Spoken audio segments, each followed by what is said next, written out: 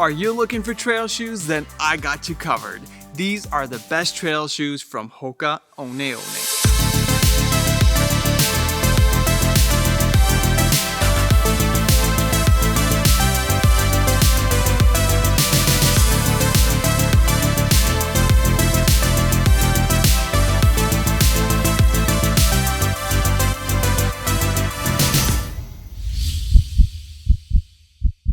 We are working really hard to give you guys as much running content as possible, so please remember to subscribe to see it all. Now back to the video.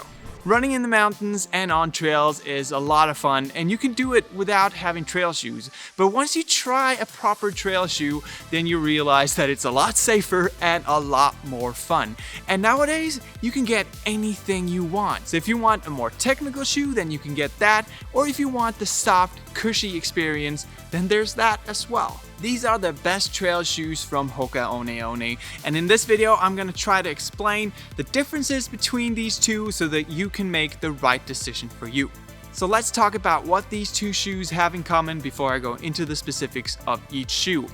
Hoka usually has a lower heel drop, and that means that the differences between the heel and the forefoot in the amount of foam that's there is lower. Both these shoes have lower heel drops, so that's 4 and a 5 millimeter, and that gets you lower to the ground so you can run more technical. They also have a really nice outsole that can stick to almost anything, and it's really good. Now these type of shoes are made for running, but they can also be used for lighter hiking. A lot of people actually walk in the mountains with these type of shoes, and they're really comfortable because they're lighter and they're more breathable. So let's start off with the Speedgoat 4, which is one of the most popular trail shoes on the planet. It's cushioned, it's comfortable, it has a lot of foam, and it's perfect for running on trails, but also to and from trails as a transport. It's really nice, and it puts comfort first. It is a little bit heavier than the Torrent 2 that we're talking about in a minute, and that's because of the amount of foam here and the upper and the way it's structured. Now inside the foam there isn't a rock plate, and there's no need to have a rock plate there. There's a lot of foam. It will protect you even if you run on sharp rocks. The height of the foam will have an impact on what you want to use the shoe for. It will be really good on longer distances, on easier paths, but it isn't super good when you get to technical terrain. It's just too tall and too clunky when you want to do fast movements and when you hit rocks and slide off. So it's more a shoe if you want to run longer, if you want to feel comfortable, if you want to go on flatter trails like the one behind me. It's really nice. Hoka has nailed the fit of both these shoes. I love having both on. They're not too wide, they're not too tight. So something in between.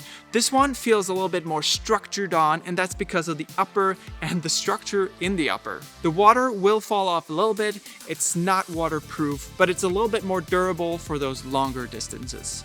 If you want a firmer ride and you want more ground contact, then the Torrent 2 is a better choice. The Torrent 2 has a lower stack height, and the consequence of that is that you get lower to the ground, and it's a lot better for technical running.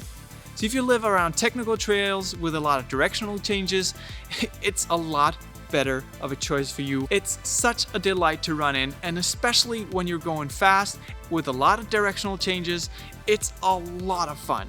And it really hits the spot for me. I'm kind of falling in love here.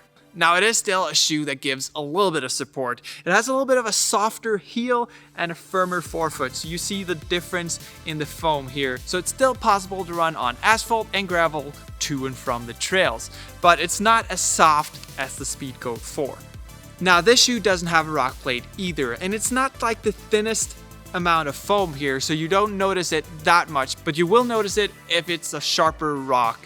And I've actually haven't had any issues with that. But if you have issues running around that type of terrain, then a Speedgoat would be a better choice because of the thicker foam. As I said earlier, the fit of the Hoka shoes feel really nice on. The upper on this shoe is a lot lighter, it's a lot more breathable, it has a lot more tendency to get wet when you're running on wet days. having more than one running shoe isn't a bad thing. Actually, changing up your shoes in your training week is known to have an impact on injury prevention. And these shoes actually complement each other greatly. If you want a softer, more comfortable ride, then the Speedgoat 4 is the choice for you. But if you want a technical shoe that's for faster running, then the Torrent 2 is the right choice for you. But both shoes are actually pretty good together.